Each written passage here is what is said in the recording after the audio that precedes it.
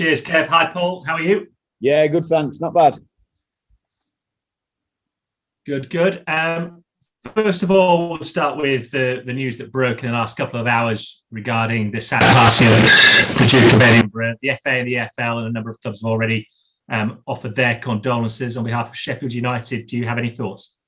Yeah, the same. We've just obviously seen the news. In fact, someone broke it to us when they just seen it flash up on the phone as we were walking off. So, yeah, we'd obviously like to send our condolences and best wishes to everyone and all the family, all the royal family.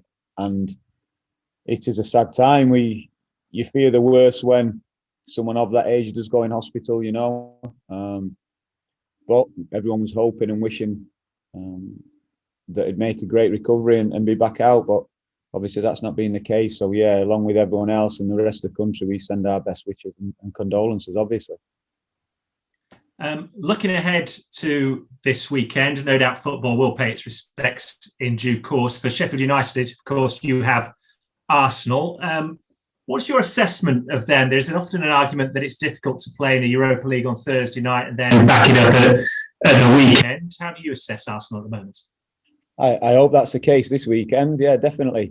But I think it's something over the years that the top clubs, the teams finishing in Europe have become used to. They've become accustomed to it, whether that's been a Wednesday to a Saturday game or a Thursday to a Sunday game. They recruit the squads and the size of the squads to cope with that, and are used to adapting the team and the changes and the travel and everything, all the logistical elements that come with it. So I think over the years it's become less of an issue.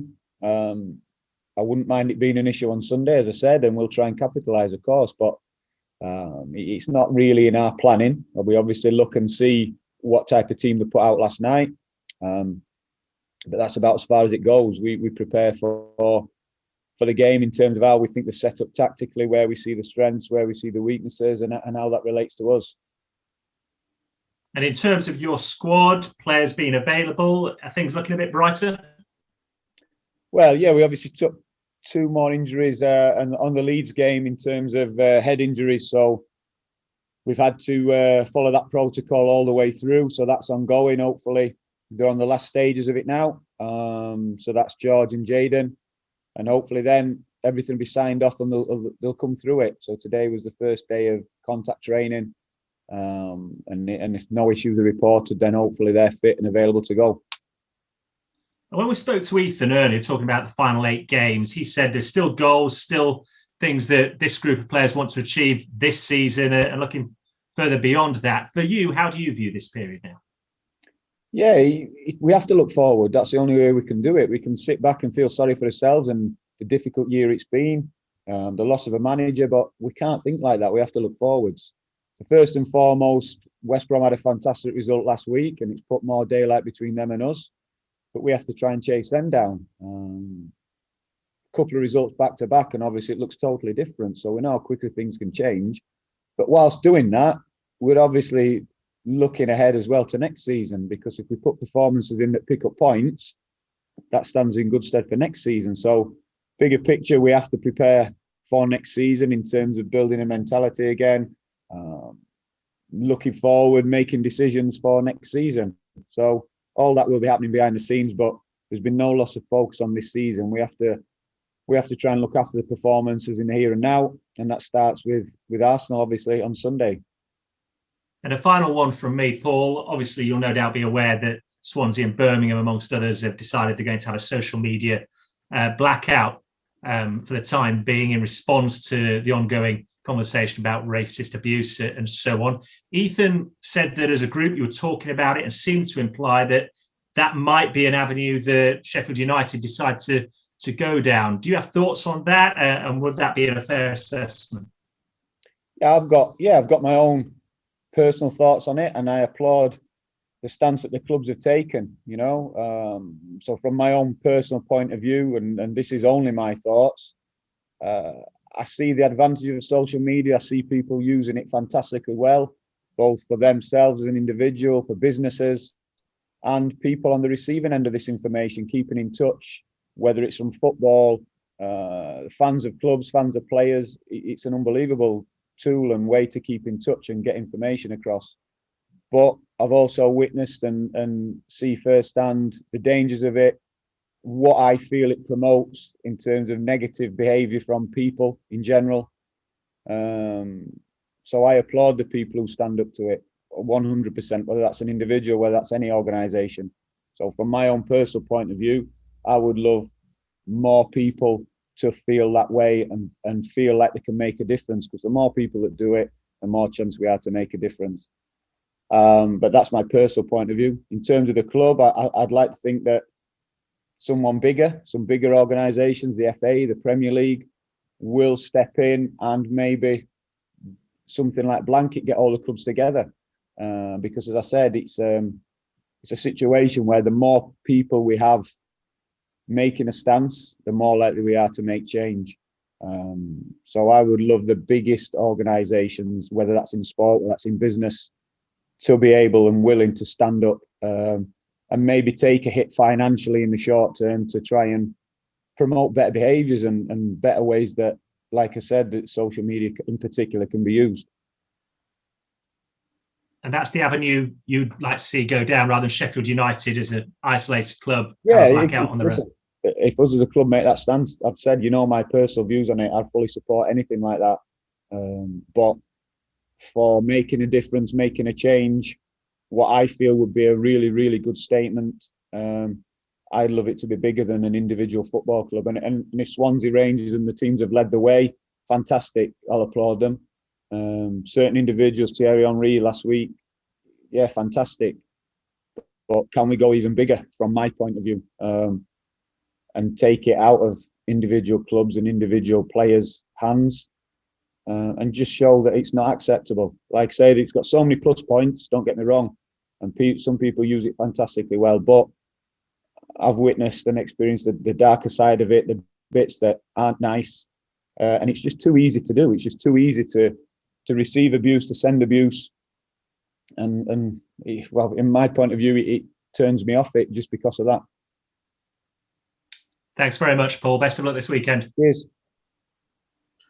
Hi, Paul. Just a couple more fitness bits and pieces. First of all, is John Egan fit enough to start this weekend? Hi, Adam. Yeah, well, Egan's been training now, so obviously he dropped into the back end of last week before the Leeds game. Ended up getting some minutes against Leeds because of the injuries, which will have stood him in good stead, and then had a full week training this week. So yeah, he's all the better for what's been 7 days back with us now. Yeah, so the more we can get him training, the closer we're getting him to start on the pitch. How far away are Chris Basham, Billy Sharp and Sander Berger from getting back involved in training and playing? Yeah, Sharpie and Bash have been doing the rehab out on the pitch now, which is good. And time will tell with their injuries, how they respond, can they keep progressing in the right way. We'll be led by that, how they respond to each step up in the rehab.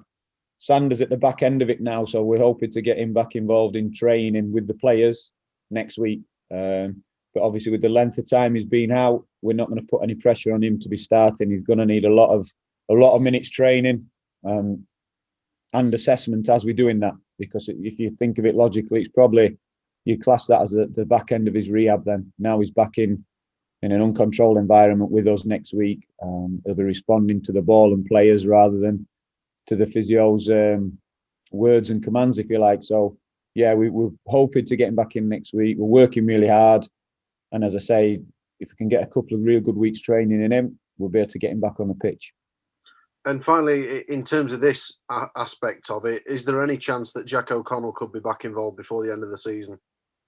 No, Jack at the minute, he's still going through a process, so he's had a lot of steps laid out in terms of, right, because there was a reaction to him coming back and his rehab towards the back end, taking a step back, getting some more advice, and then now he's beginning a step program, if you like. So best case scenario is going down that route. If that doesn't work, there'll be a different avenue and so on and so forth. So it would be unfair. I've been in Jack's position. It'd be unfair to Jack and the medical team to say, look, you need him back by this date. Again, he'll be led by how he responds now to his ongoing rehab and treatment. And I think that's the most sensible way. When you've been out for such a length of time, it's about getting it right rather than getting it done quickly. But is it fair to say, with less than 2 months to go in the season, that it's now looking unlikely that he'll be involved, given the stage he's at? Yeah, I wouldn't put. So I'm not counting on Jack being back. Do you know what I mean? I can't. It'd be silly to do that. But what we will do is give him every opportunity. What we will do is, if we get him back on the training ground and we can get him minutes, whether that's in first team games or a friendly game, if you like. So we're building up his confidence.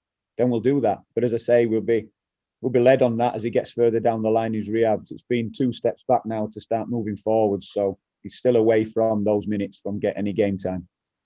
In terms of last weekend's game against Leeds, we got a number of people questioning John Lundstram specifically, mentioning his effort and commitment and other bits and pieces.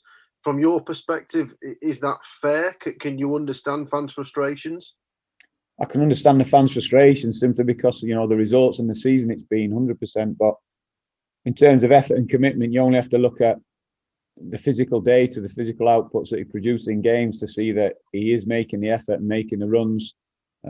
If we're questioning quality, then that's a different matter. Obviously, I questioned that from us as a team after the game. I felt that was the difference in the teams. A great analogy one of the staff used on the Monday morning was, it was like a tennis match, end to end, backwards and forwards, but we made more unforced errors than them. And I thought that's a great way to sum it up. We made more unforced errors than Leeds, and they were the biggest threat on their counter when we gave the ball away. So that was an overall perception, if you like, of the game. And having watched it back a couple of times, it stands true. That they were the difference in the teams. Was John always going to be the focus of people's particular attention this season, given his contractual situation off the pitch?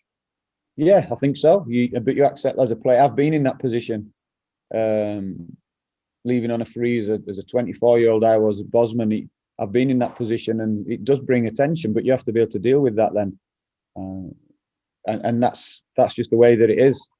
Listen, if we had everyone back fit and there'd be different options to play, then John would be fighting even more for his place. Of course he would. But in terms of, have I seen a lack of effort from John back to first position? No, not at all. And the other way to look at it is, you're not going to get a player any more motivated than when he's playing for his own future, which John is right now. He knows that. We spoke to Ethan Ampadu earlier on. Clearly a player with a big future for club and country. How impressed have you been with him as a loanee into the club at just 20 years old? Yeah, well, it's been the last sort of couple of weeks really that I've only really started to get to work with him and know him in the build-up to the Chelsea game. Obviously, he couldn't play. Then he was straight away on international duty for the 10 days. So it was only at the back end of last week that we got him back and started really working with him. So the biggest thing that stands out for me with Ethan is his application and his love of the game and his professionalism to be as good as he can be. That's a real bonus, if you like, of him, and that's why he'll fulfill his potential, whatever that may be, whatever level that gets him to. He'll fulfill his potential. We've had conversations about the positions he plays. He's been used in a number of positions because he's got a good brain and he understands the roles. But he's also keen to nail down a position and find a position that he can become a master in. And that's something that I would encourage him to do, in the next year or two, whether that's back at Chelsea, whether that's on loan again, nailing a position and becoming really skilled in the details of that position. Because do you feel that versatility at times can mean that you are moved about quite a lot rather than considered as a regular starter in one set place? Yeah, definitely. Listen, it can be an attribute as well. If you're such a good footballer, it means you can play every week and fill all the gaps. But I think Ethan would still have aspirations to be a top player in the top leagues in his international team. And so to give him the best possible chance of that, to become a master in one position would be ideal. But there are players who've made fantastic careers at the very top level with that versatility, being a manager's first pick regardless and playing in different roles. So it's a difficult one. It is a difficult one. And there's pluses and minuses of both, but he's keen to nail down a position. And I'd encourage him to do that because we know he's versatile. Everybody's already seen that. that is a big plus of his game. In terms of where you're at with the season, is it important right now to just stop the current losing run as quickly as possible? Yeah, performances, raise hope with performances, pick up points. That's the short term, definitely. And as I said, that if we do that, that rolls into next season anyway, regardless what happens. So that's the focus. Performances, the bits we can control, and pick up the points. Pick up the points is going to make people feel better. Because there's quite a lot of time really between now and the end of the season with games predominantly at weekends. Is it important you use that time, not just obviously to focus on the games, but to look to the future and to start to think and plan for what's to come next? Yeah, it is, but I don't think you can do that at the expense of the games that's in front of you, or you're less likely to get the points that we're talking about. So my focus with it being short term is the next game all the time. Try and keep the players focused on that. Of course, because of the season, I keep saying because of the season, it would be natural for people to start thinking ahead, thinking too far ahead, thinking about their own futures, but if you're doing that, that has to be used as a motivation. That has to be used to really focus you on the job at hand. Because if you get distracted, this league's unforgiving. Everybody's seen that. Everybody's experienced that this season. So the moment that players, staff switch off and not give each game the respect it deserves, then we'll come unstuck. So I don't think we can look too far ahead. You know, those things will take care of themselves. But short term, it's Arsenal, the game off that Wolves, and that's all we can think about. In terms of Arsenal, a bit of a mixed bag from them this season, really. Do you see them as underachievers, given the quality that they've got? You could say, but we're at the stage of the season now where you are where you deserve to be because of whatever reason, you know. And they have been, you can see within the 90-minute games, there's moments where they can really hurt teams and open teams up. And that's been the case for Arsenal throughout the season. There's been some performances where everyone's talked about them being back in top four. And then there's been performances that have been questioned. And I think that's been plain for everyone to see. But we know that threat. We have to prepare for them at their best.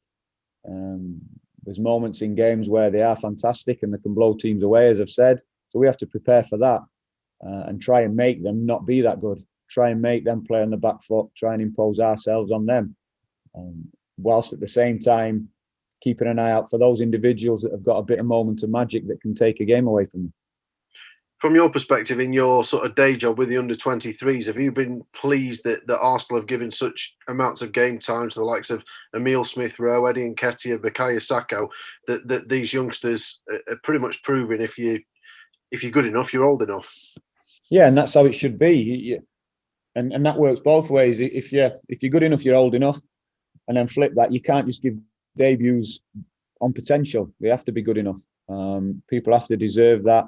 They have to deserve the moment with the first team group. And Arsenal have got a good batch of players. I mean, they've all gone into the team in different ways. And Nketiah, Smith-Rowe have had loans, which have really put them in spotlight, got people talking about them. Saka's gone straight in and played a number of positions and played them well. You know, got himself in the national team setup as well. So they're there because they're good footballers, that's it. But what they have brought is a real energy, a real drive to performances. And I think they've actually added to the 11 when they've been playing. So that's the plus side of having talented youngsters in and amongst the team. Just finally from me, over the course of this season and last season, 4 really close games between Sheffield United and Arsenal in both League and Cup, including the victory in the league last year. Is that something that you'll be reminding the players about ahead of this one? Yeah, I would love a repeat of that. We'd love a repeat of that. I remember watching that game. We'd love a repeat of that performance result. Obviously, we know the one thing that's missing is the fans, the crowd. It comes up every week when we're doing the press. That atmosphere was electric, and we'd love that, and we can't wait to get that back. But as it stands tomorrow, at the weekend, Sunday, we won't have that. But what we can control is our performance. Draw on those feelings, those memories. They'll be expecting a difficult game and preparing their best to come and try and turn us over. We can't allow that to happen. So we're going to prepare the best we can to give that type of performance again. Good luck, Paul. Cheers. Thank you. Hiya, Paul. A few weeks in the role now. How are you finding it? Can you even possibly enjoy parts of it given the situation or not? Yeah. I enjoy what I do. I enjoy being with the players. I enjoy the games. I think I've said that everywhere I've been, whatever I've done, it's what I enjoy doing. Obviously, the situation to step into wasn't nice. No one wanted it to happen. So I didn't enjoy those aspects of it. There's obviously challenges that come with the situation we find ourselves in, which you'd rather not have. We'd all rather be flying high, winning games, putting in performances, chasing down promotions and victories and cups rather than, being negative and being at the bottom of the league. But we have to accept what it is. We have to accept that, like I say, and approach it with the same sort of mentality, same sort of mindset that it's just a game of football. We have to give us best to have any chance of winning it. That's it. So, yeah, there's bits that are really enjoyable. I think it was more the situation stepping into it, which was unexpected and, difficult because it'd been a difficult time for the club. You talked after Leeds about a fragile confidence among the group at the minute, which is understandable given the results, given the season that's happened. What's your approach in the short term to trying to build that confidence up amongst the squad, amongst the group? Yeah. Listen, I've never raised the point of fragile confidence. I keep getting asked about fragile confidence, so that's why I speak about it. For me, your approach to it is just be the best. You're not going to get anything out of any hole or anything without working hard. That's it, fact. Like I said, the atmosphere coming in because of the situation was tough. So putting a smile on people's face, and that staff as well. Everyone's got a responsibility. Key members of the playing staff as well. Sometimes the bravest ones, the best leaders, are the ones who put their own feelings and their own intentions, if you like, to the side for the benefit of the team and the group. So that's been spoken about. And that's what we're after. Everybody enjoys winning. Everybody enjoys winning collectively. And so put that to the front of your mind. If you're going to focus on negative things, if you're never going to give your best and feel sorry for yourself, there's only one way you're going. That's it. And as I said, it's bigger than this season. Whilst we're just focusing on these next games, people have to show a side to them that impresses the fans, that impresses the club. Because no matter what, people are watching. Don't matter where you are now, people are watching, ready for what is going to be the next chapter. And I suppose one of those personalities that kind of comes back into the group is John Egan. A huge boost to the squad to have him back, not just playing, but in amongst the lads as well, I imagine. Yeah, definitely being missed. Everyone can see that. Nice to have him back, and now he's feeling more and more comfortable each day he's on the grass. And I've said it before, I'd want them all back. I'd want every player who's out downstairs in the gym now, out on the grass with us. People might say, yeah, it's more difficult to pick a team. It's not. You'd rather have all your characters available, everyone playing, everyone training, everyone competing for the 11. And that's what drives it. So, yeah, welcome John back. And I'd love to have all the rest of the boys back as well at the same time. Just a couple of final ones from me on Arsenal.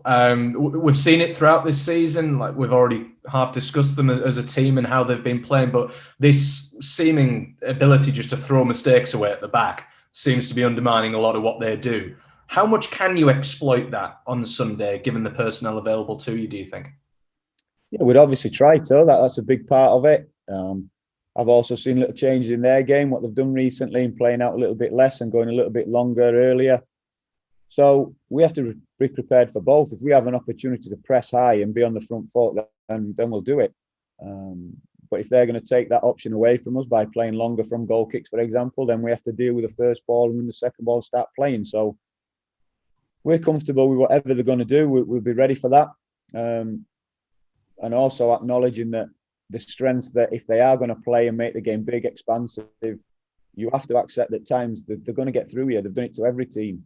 And that's been a big sort of part of what Mikel's tried to bring in there. People are always focused on the negatives and the things it's cost them, but it's also created a lot of chances at the other end of the pitch. And we have to be mindful of that as well. Just a final one. You talk about their youngsters, the likes of Saka, Smith Rowe and Nketiah, who have all come through.